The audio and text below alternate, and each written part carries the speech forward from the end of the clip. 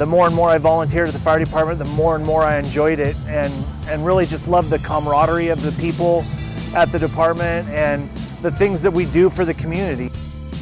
That's what it brought to me, is to become part of Philomath and get to meet my neighbors one call at a time. I just find it important that women and older people to know that you can join at any age, and they give you the training, so I never felt afraid even in some smoke-filled fires. It doesn't matter if you're 18 years old getting started or 40 years getting started. There's a job for everybody in the fire department. I was a volunteer for quite a few years, and you just get a certain sense of satisfaction because usually you're helping them. A lot of times when it's their worst day, you're stepping in to make their day better.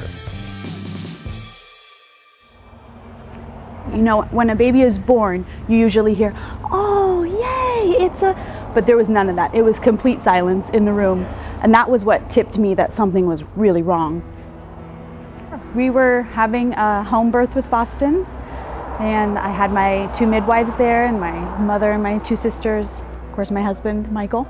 Boston had shoulder dystocia, which is where he gets stuck and he couldn't come out by himself.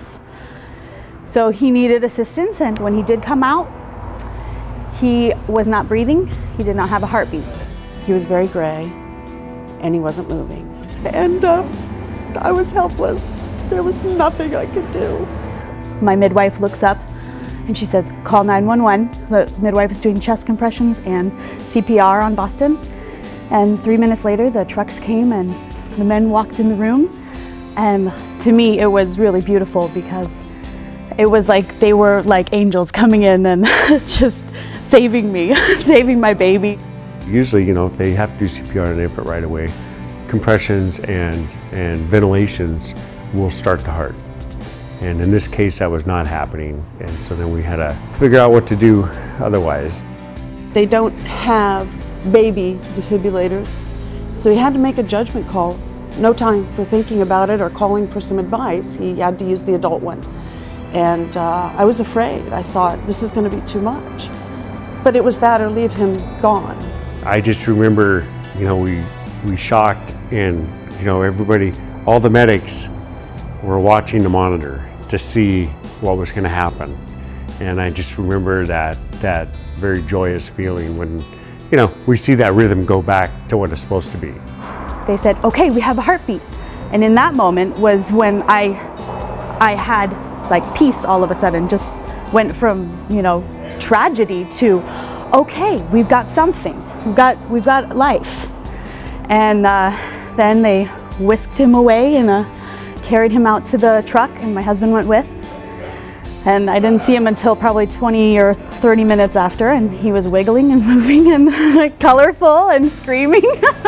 It was perfect.